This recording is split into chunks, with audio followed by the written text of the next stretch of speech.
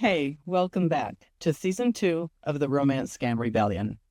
As I looked over these episodes, one theme stands out that ties a thread between all of this season's episodes, and that is we, the non-scammers, are being targeted and manipulated on a massive scale, much larger than ever before. And we need better tools to stay safe from all kinds of predators. I think we've got some great podcasts for you this season, and this first episode is one of my favorites. This next phrase may sound familiar to you. It's only words, and words are all I have, to take your heart away. Remember that song?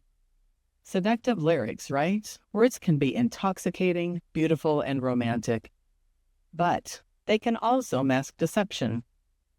How do we tell the difference? Imagine hearing something seemingly as heartfelt every day from someone you believe loves you, except for the fact that, well, you've never actually met this person face to face. Listen to this. I adore you like a bee loves flowers. You are my honey, my dream, my everything. Can I admire you more than I already do? I think not. My feelings are so intense that I could easily drown in the ocean of my affection for you. And this. Flowers need sunshine, violets need dew. All angels in heaven know I need you. Years may fly and tears will dry, but my love for you will never die. These are a couple of actual love bombs that I received from Pedro. Reading these now, outside the fog of influence, they sound almost laughable. But they didn't start out this cheesy. There's a gradual buildup in intensity, so that after a certain point in time, you're looking forward to these love bombs. And when you hear that ding for your morning text, the brain is already looking for that next dopamine hit. The addiction is in full swing. I'm well aware that those who have never gone through this experience think it could never happen to them, that they would never fall for something like this. But don't be so sure. These tricks don't just fool the older, lonely, and vulnerable crowd. They fool human brains. So, how does this all work? I didn't know it at the time, but I was about to find out firsthand what online manipulation can cause a person to do. It was only our second week of talking online when Pedro first told me that he loved me. Even though our eyes never met, we never touched, hugged, or kissed. But he constantly sent me these types of messages of love every day for months.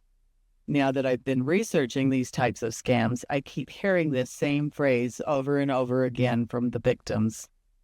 No man had ever spoken to me like that before. I said it too. Even asking the rhetorical question in Season 1, if real, actual men talk like that. Kind of half joking, but in my experience, no, they do not. There are specific reasons the scammers send these love bombs. And in case you're not familiar with this term, let me quickly define it for you. We're talking about a high-intensity blitz of attention, praise, and affection that are designed to overwhelm your emotions. A constant gush of words that are delivered with so much realism and passion. It made me think that somebody out there actually loved me. But it's not normal love. It's engineered, it's simulated love. They don't give you space or time to think or doubt because the goal is to get you hooked on the feeling before you ever question reality. It only took about 2 to 3 weeks for Pedro to pierce through my walls of defense. It had been such a long time since I'd been in a relationship that my brain really didn't put up that much of a fight. So, how did he do it? It wasn't just sweet talk. His words were engineered to brainjack my emotions before I even knew what was happening. Very early on, scammers identify the void in your life, your Achilles heel, and they burrow deep inside your heart until your mind starts defending the very person who's deceiving you. And that's no accident. It's neuroscience in action, a chemical hijacking.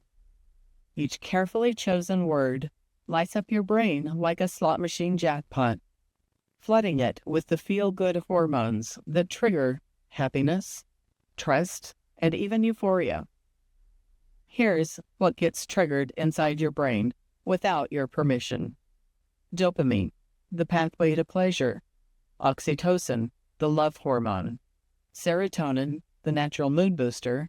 And endorphins, the brain's painkiller. This episode explores exactly how scammers wire our brains for attachment and why walking away can feel almost impossible. Welcome to Brainjacked, the dopamine trap. Now, of course, there are many types of fraud where love bombing is not used at all. But right now, we're specifically focusing only on romance scams. And here's what's happening. Your brain isn't just reading or listening to these words. It's reacting to them. Tiny bursts of chemicals, dopamine, oxytocin, fire off like sparks in the dark, like fireworks on the 4th of July.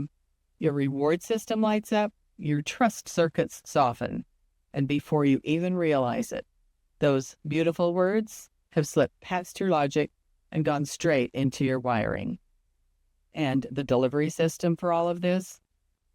It's the love bombs. Love bombing, I believe, is the central delivery mechanism that enables scammers to control emotional dependency and long-term financial exploitation.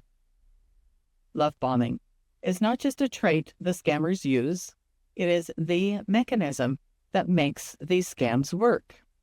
And it works on all mass-scale romance frauds worldwide. Here's my core argument.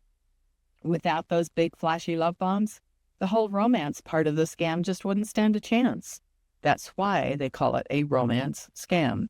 First the romance, then the scam. They can't execute the scam without the romance. They can't steal your money if they don't brainjack you first, right? So they need to disable your brain's alarm system. Then the money's easy pickings. The love bombs, they're the weapons used to silence your defenses. Think of it like in the movies, remember where the intruders have to hoist themselves up and over a tall fence, then run across the lawn and sneak into their target's house to rob it? But first they have to get past those snarling guard dogs. But they come prepared. They bring a steak to distract the dogs. Maybe slip a pill in the meat so the dogs fall asleep. That's how they get past that defense and into the inner sanctum. And the love bombs, they're the stakes, designed to distract and quietly shut down your alarm system that normally would be on alert. That stake isn't a gift, it's bait. Love bombs work the same way. It's not just about the money, it's how they present these love bomb lies. It's the fake love that hooks you. Take away that romance angle and what's left? They've got nothing. What are you going to talk about? The whole scam falls apart. After all, you're not going to give them your life savings unless they present you with a reward, right? And what is your reward, you ask? What they want you to think is that your fairy tale dream has come true. Your reward is them, their new life, and their undying passion and love for you and only you. Oh, and of course, they'll promise to repay those loans with interest. That affection, it's not love, it's poison in the needle. The simulated affection is the engine that powers the whole manipulation cycle. Cut out that love bombing, and their whole scheme loses its grip. First, though, they make you feel really special, building emotional intimacy very quickly through flattering words you most likely haven't heard from anyone else before. Constant messages over the course of every day. Over-the-top affection, I love you, within weeks. Then for months afterwards, it's the flood of attention that bonds you to them. What you don't realize is that your brain is being rewired by all that dopamine and oxytocin that creates trust and deep attachment. While you're falling in love, they're taking notes about your personal details, learning everything they can about you. This isn't about love, weakness, or vulnerability.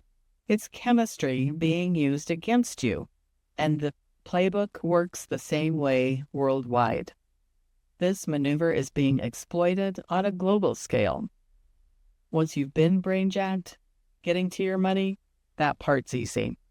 All they have to do is to keep the dream alive and give you a few clever reasons why they need your help. Now, I'm sure you're thinking, again, that this could never happen to you. Really? Are you so sure about that? Let me ask you a question. Have you ever been deeply, hopelessly in love? The kind of love where you do anything for that person. Send money, do favors, protect them no matter what? Well, that's exactly what's going on here. The only difference is the person in love is also a victim. Their brain got rewired, however, long before the first request for money ever showed up. And those requests, they come wrapped in promises from somebody you now trust, a big payoff once they get home, a business deal that's almost done, a future together that feels so real you can almost taste it. Even when the victims start to suspect something's off, it's almost impossible to walk away. Why is that? It's because your brain is screaming, don't give up now. You've come this far. It's going to pay off. You still want to believe this is love.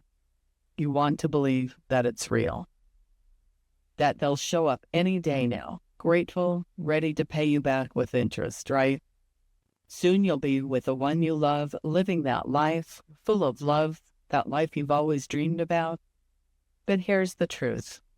This is a time it's absolutely critical to keep reality in check. Ask yourself some questions right at the beginning and be truthful with yourself. Don't fall into this fantasy world just because that would fill a need in your life.